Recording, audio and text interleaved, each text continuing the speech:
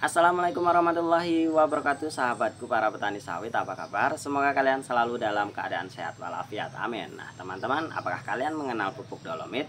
Tentunya kita sangat mengenalnya karena kita sering menggunakannya di dalam pengaplikasian pemupukan kebun kelapa sawit kita. Apa yang kita ketahui tentang fungsi dolomit? Yaitu dolomit ini adalah pupuk dasar yang digunakan untuk menetralkan pH tanah, atau dengan kata lain, tanah yang tadinya asam akibat dari pemupukan yang lain, terus kita basahkan dengan melakukan pengaplikasian pupuk dolomit. Dan tentunya anggapan seperti itu bukan anggapan yang salah teman-teman. Memang fungsi dolomit itu bisa digunakan seperti itu. Namun yang akan kita bahas dalam video kali ini adalah apakah pupuk dolomit ini harus kita gunakan rotasinya itu sama dengan pemupukan yang lain. Sederhananya seperti ini teman-teman. Apakah sebelum kita mengaplikasikan pupuk TSP, urea, KCL itu kita harus melakukan pemupukan dolomit terlebih dahulu, atau kita bisa menjarangkannya seperti itu. Nah teman-teman, tentunya kalau kita beranggapan bahwa pupuk dolomit ini bisa menetralkan atau tujuannya untuk menetralkan pH tanah, tentunya kita harus memiliki alat ukur keasaman tanah. Dan tentunya kalau kita sudah mengetahui keasaman tanah, baru kita bisa mengaplikasikan pupuk dolomit ini sesuai dengan tujuan yang tadi.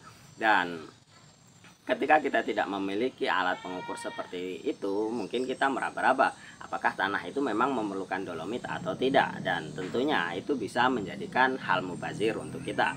Namun teman-teman, kita sebagai petani awam harus mengenal fungsi dari dolomit, fungsi lain dari pupuk dolomit ini, sehingga kita memang ketika mengaplikasikannya itu bukan hal yang sia-sia. Baiklah teman-teman, sebelum kita ke tema yang sesungguhnya, apakah ini bisa digunakan sesuai dengan urutan atau rotasi yang sama dengan pupuk lain, kita harus mengenal terlebih dahulu isi dari dolomit ini atau kandungan dari pupuk dolomit ini dan fungsinya untuk apa.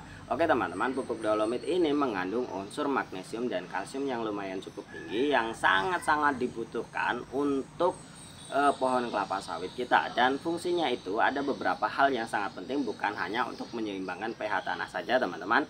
Tentunya yang pertama, memang fungsi dolomit ini bisa membasahkan tanah yang asam, karena sifat dari magnesium dan kalsium ini adalah basah, sehingga bekas dari pengaplikasian pupuk-pupuk yang mengandung garam itu bisa dinetralkan oleh magnesium ini, karena magnesium ini atau karena dolomit ini adalah unsur yang memang benar-benar belum diolah oleh pabrik atau memang asli dari alam. Dan tentunya ini bisa menetralisir dari garam-garam yang sudah kita tebarkan dari pupuk-pupuk kimia seperti urea, KCL, dan TSP. Dan fungsinya dari magnesium dan kalsium ini teman-teman yang sangat penting adalah yang pertama, membantu pembentukan klorofil. Dan fungsi yang kedua ini yang sangat penting teman-teman, ini membantu mengikat nitrogen dan mengikat protein, sehingga nanti bisa menciptakan makanan untuk pertumbuhan kelapa sawit kita. Dan tentunya teman-teman, pupuk yang kita tebarkan seperti urea, ZA, KCL itu mengandung nitrogen yang lumayan cukup tinggi.